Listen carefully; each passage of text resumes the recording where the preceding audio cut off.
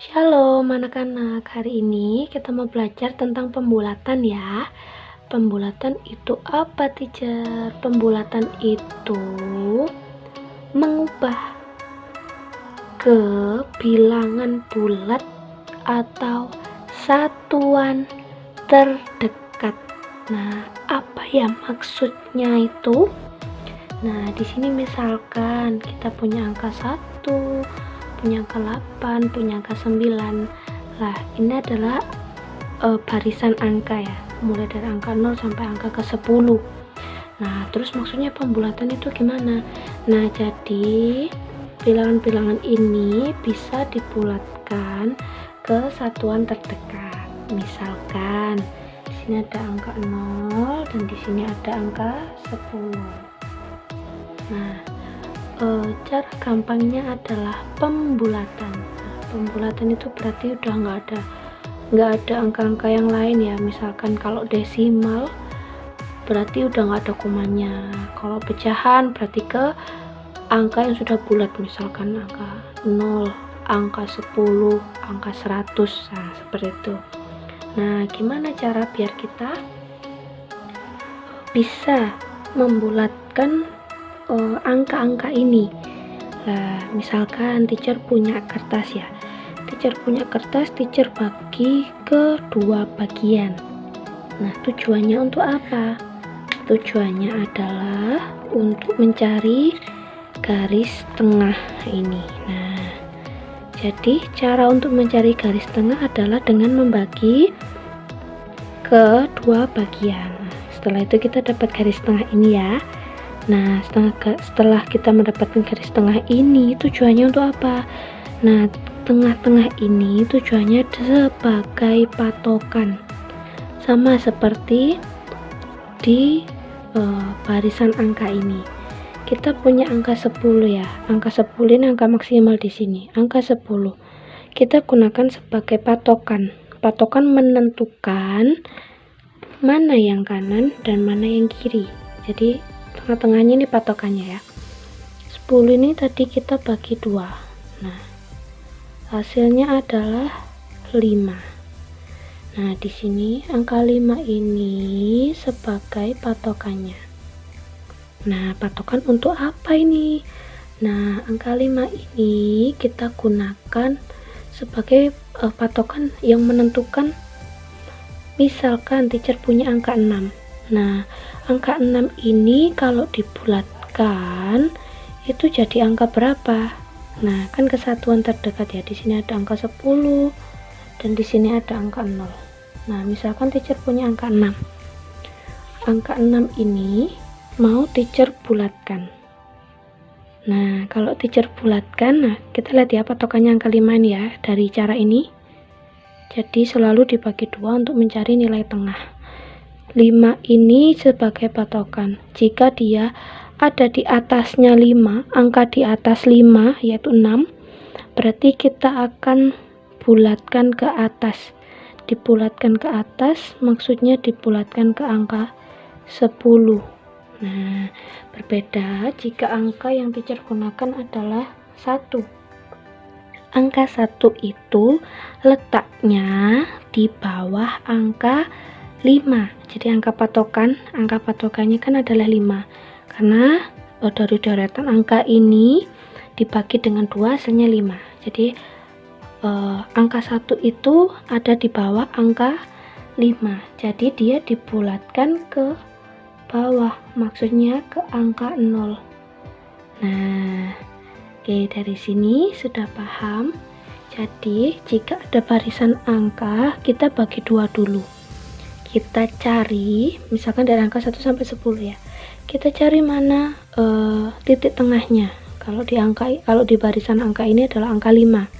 Setelah kita menemukan titik tengah atau kita menemukan patokannya, kita bisa menentukan, oh misalkan 6 ini kan ada di atas 5, berarti dia dibulatkan ke 10. Nah, ke satuan terdekat. Jadi pembulatan ini kan kalau misalkan 5, 6, 7, 8, 9 kan bilangan bulat, mereka bilangan bulat, tapi jika pembulatan itu dilakukan kesatuan terdekat. Jadi angka 0 atau angka 10. Nah, kita lanjut ya. Pembulatan itu juga berlaku untuk angka desimal. Nah, misalkan kan tadi pembulatan itu mengubah ke bilangan bulat atau satuan terdekat. Nah, maksudnya kita akan mengubah. Nah, di sini kan ada banyak angka-angka desimal ya. Kita akan mengubah mereka atau membulatkan mereka ke satuan terdekat. Jadi ke bilangan bulat terdekat. Nah, kenapa teacher kok harus dibulatkan? Nah, mereka jadi angka-angka desimal ini bisa dibulatkan ke angka 1 atau ke angka 0 untuk mempermudah. Nah, nanti bakal tahu ya mempermudahnya itu di mana. Kita coba ini dulu. Sama kayak tadi caranya. Jika kita punya angka-angka ini, kita cari nilai tengahnya. Angka maksimal adalah 1. Berarti 1 kita bagi berapa tadi? Kita bagi 2. Nah, 1 bagi 2 kan tidak bisa, harus naruh 0 kayak biasanya. 0 kali 2 tambah 0 di sini, jadinya 10. Turun ya, bantu ini. 10 bagi 2 adalah 5. Nah, jadi nilai tengahnya adalah 0,5. Nah, setelah kita menemukan nilai tengah ini, caranya adalah tinggal kita bulatkan. Nah, di sini kan ada 0, 0, 0. Nah, biar lebih gampang pembulatan itu ke angka yang misalkan satuan terdekatnya. Nah, di sini itu ada angka 1 ya.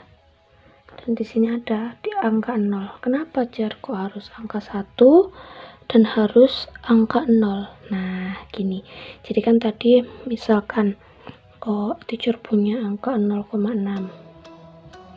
Nah, ini kan masih ada komanya. Nah, maksudnya itu biar mempermudah kita, biar nggak ada komanya.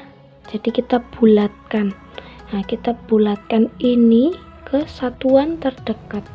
Nah, di sini satuan terdekat itu adalah angka 1.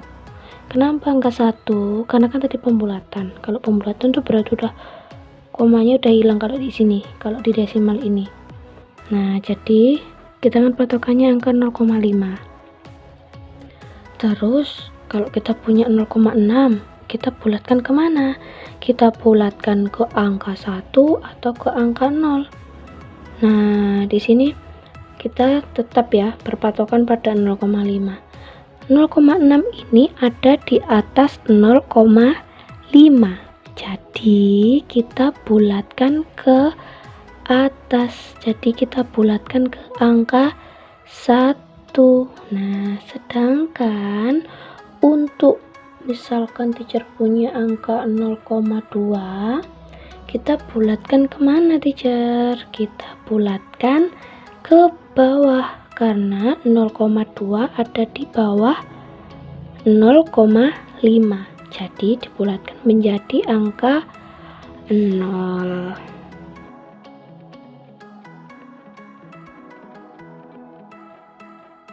Oke, kita sekarang mau belajar mengenai operasi hitung bilangan cacah. Nah, operasi itu yang pertama ada penjumlahan. Nah, kita coba ya. Kita coba mengingat lagi materi kelas 3 dulu bagaimana cara menjumlahkan bilangan ini. 5 ditambah 6 hasilnya 11. Ingat ya, kita simpan di sini 1. 7 ditambah 1 hasilnya 8. 8 tambah 8 hasilnya 16. Nyimpen lagi di sini 1. Nah, 1 ditambah 2 hasilnya 3. 3 ditambah 4 hasilnya 7. Nah, 2 ditambah 3 hasilnya 5. Oke. Nah, di sini 5 ditambah 6 kan hasilnya 11. Nah, 1 yang satuan ditaruh sini, 1 puluhan taruh di atas sini. 1 tambah 7 hasilnya 8, 8 tambah 8 16. 6 satuan taruh bawah, 1 puluhan 1 ratusan taruh atas ya. Jadi 1 tambah 2 3, 3 tambah 4 7, 2 tambah 3 hasilnya 5. Oke, untuk operasi hitung yang kedua kita pakai pengurangan. Nah, di sini teacher punya 5.547 dikurangi 2.839. Sekarang 7 kurangi 9 nggak bisa ya, jadi kita harus pinjam depannya dulu. Kita coret, kita ganti 3 seperti biasa. Nah, di sini muncul angka 10 karena kan pinjam 1. Kan di sini puluhan, jadi pindah ke satuan jadinya 10. 10 ditambah 7, 17. 17 dikurangi 9 hasilnya 8. Sekarang balik ke sini, 3 kurangi 3 0. 5 kurangi 8 kan lebih besar 8. Jadi kita harus pinjam. Di sini tinggal 4. 5 kurangi 1 4. 1 di sini sebagai 10 di sini. Nah, 10 ditambah 5 15. 15 dikurangi 8. Berapa 15 kurangi 8 hasilnya 7. Nah, balik ke sini, 4 kurangi 2 hasilnya 2. Jadi kalau pakai sistem pengurangan ini, itu kalau misalkan dia angka yang di atas atau angka pengurang itu lebih kecil daripada angka yang akan dikurangi ini. Jadi misalkan 7 ini kan lebih kecil daripada 9. 7 kurangi 9. Nah, hasilnya nanti bakal minus. Nah, kita pinjam ke depan sini. Kan di sini tuh sebagai puluhannya. Nah, kita ambil di sini 1. Nah, 1 di sini itu nilainya 10 di sini. Jadi kalau di sini ada 3 berarti nilainya 30. Kalau kita ambil cuma 1 berarti nilainya 10, sisa 3. 10 tambah 7 kurangi 9 hasilnya 8. 3 kurangi 3 hasilnya 0. Kemudian 5 kurangi 8 kan nggak bisa. Jadi kita pinjam lagi ke sini sisa 4. Balik lagi ke sini jadi angka 10. 10 ditambah 5 dikurangi 8 7. 4 kurangi 2 hasilnya 2. Jadi seperti itu. Oke, lanjut yang ketiga, ada perkalian. Nah, kalau misalkan ada perkalian bersusun kayak gini, tinggal kita kalikan saja. Yang pertama kita kalikan 5 kali 8, hasilnya 40. Kita tulis satuannya. Jadi satuannya kita tulis di sini angka 0. Sedangkan 4-nya ini kita simpen dulu ya. 4-nya ini kita simpen dulu. Kemudian yang kedua, 1 kali 8 hasilnya 8. Nah, tadi kan nyimpen 4, berarti 8 ditambah 4 hasilnya 12. Nah, jadi 15 dikali 8 hasilnya 120. Oke, sekarang kita coba ya. 123 dikali 47. Sama kayak yang cara yang tadi, yang belakang kita kalikan dulu. 3 kali 7 hasilnya 21. Yang satu ditulis di sini. Kemudian yang kedua 2 dikali 7 hasilnya 14 ya. Nah, 14. Tadi kita nyimpen 2 kan? 2 ditambah 14 hasilnya 16. 16-nya kita tulis di sini, kita masih punya simpanan 1. Kemudian yang ketiga, 1 kali 7 hasilnya 7. Tadi kita nyimpen 1, berarti kita taruh 8 di sini. Nah, lanjut ke angka yang kedua. Jadi yang kita kalikan ini yang belakang dulu ya. Nah, yang atas kalikan belakang dulu. Kemudian yang kedua itu dikalikan dengan 4. Jadi kalau akan kita kalikan dengan 4, nah 3 kali 4 hasilnya 12. Ingat ya, yang ditulis adalah angka 2, satuannya dulu, tapi nulisnya di tengah sini, maju. Nah, 2 set. Nah, sekarang nyimpen 1 kan masihan. Nah, nomor 5, 2 dikali 4 hasilnya 8. Nyimpen 1 berarti 1 ditambah 8 hasilnya 9. Nah, sekarang tinggal step yang ke-6. 1 dikali 4 hasilnya 4. Karena tadi nggak nyimpen, berarti kita tulis 4 di sini. Kita jumlahkan 1, 8, 7, nyimpen 1, 5. 5, 7, 8, 1. Nah, jadi seperti ini caranya. Oke, pertama kita kalikan dulu 123 dikali 7, setelah itu 123 dikali 4. Nah, hasilnya seperti ini. Oke, sekarang kita masuk ke pembagian. Nah, pembagian itu artinya sama dengan mengurangi bilangan tersebut secara berulang sampai habis. Nah, misalkan teacher punya angka 6 dibagi 3. Nah, mengurang bilangan tersebut sampai habis. Maksudnya adalah misalkan teacher punya 6. Kita kurangi 3. Kita kurangi lagi 3. Nah, 6 kurangi 3, 3. 3 kurangi 3, hasilnya sudah 0. Nah, di sini ada berapa kali angka 3? 1, 2. Jadi, 6 dibagi 3 hasilnya 2. Oke, sekarang kita coba mengulang pembagian kita yang sudah kita pelajari di kelas 3 dulu. Nah, misalkan 24 dibagi dengan 2. Cara yang pertama adalah angka yang di depan, yaitu 2, dibagi dengan 2. Jadi cara yang pertama 2 dibagi dengan 2, hasilnya adalah 1. Kemudian cara yang kedua, angka yang di atas 1 dikalikan dengan 2, hasilnya 2. Kemudian kita kurang. Nah, kita kurang ya, 2 kurangi 2 hasilnya 0. Kemudian 4-nya turun ya, di sini 4. Nah, cara yang keempat, 4-nya yang dibagi dengan 2, hasilnya 2. Nah, 2 kali 2, 2 kali 2, hasilnya 4. Kita kurang 0. Nah, ini kalau kita menggunakan pembagian tanpa sisa, jadi hasilnya 0 tanpa sisa. Jadi 24 dibagi 2 hasilnya 12 tanpa sisa. Oke, sekarang kita lanjut ke pembagian dengan sisa. Nah, pembagian dengan sisa itu maksudnya angka yang terakhir tadi itu bukan 0, jadi udah nggak ada sisanya. Misalkan 45 kita bagi dengan 4. Nah, cara yang pertama tadi 4 dibagi dengan 4. Nah, hasilnya 1. Kemudian 1 dikali 4 hasilnya 4. Kita tulis di sini.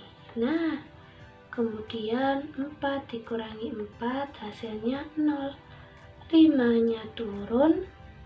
Sekarang yang keempat adalah 5 dibagi 4 hasilnya 1. Kemudian jadi 5 dibagi 4 itu hasilnya 1. Jadi kita cari yang paling mendekati gitu ya, seperti biasanya. Oke, sekarang dari sini cara ke-5-nya 1 dikali 4 hasilnya 4. Nah, kita tulis di sini 4. Nah, kemudian yang ke-6, 5 dikurangi 4 hasilnya adalah 1. Hasilnya adalah 1. Jadi 45 dibagi dengan 4, 45 dibagi 4 hasilnya adalah 11, sisa 1. Nah, seperti itu caranya. Oke, sekarang kita akan membahas operasi hitung campuran. Nah, jika ada operasi hitung campuran, untuk perkalian dan pembagian didahulukan. Jadi, di sini kenapa teacher kasih kurung? Karena yang dikali dan dibagi ini harus didahulukan pengerjaannya. Jadi misalkan ya, ini 10-nya tetap kita tulis di sini, ditambah. Nah, 15 kali 3. Kita pakai cara yang kita bahas tadi, jadi pakai cara bersusun ya. hasilnya adalah 45. Kemudian dikurangi 21 dibagi 3, hasilnya 7. Nah, 10 ditambah 45 hasilnya 55. 55 dikurangi 7 hasilnya 48. Nah, maksudnya adalah jadi setiap ada tanda kali dan ada tanda bagi itu dikurung dulu. Jadi misalkan ini nggak teacher kurung gitu ya, misalkan ini nggak teacher kurung, nah ini tetap kalian kasih kurung dulu.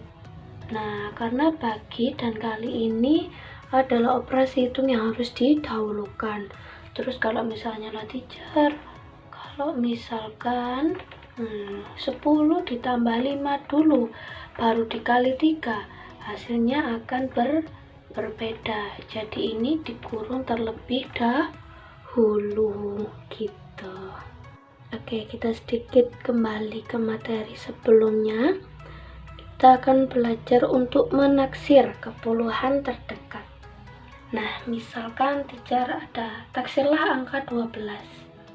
Nah, 12 ini paling mendekati ke angka 10 atau paling dekat ke angka 20. Nah, jadi 12 ini kan paling dekat dengan angka 10. Jadi 12 ini dapat ditaksir menjadi angka 10.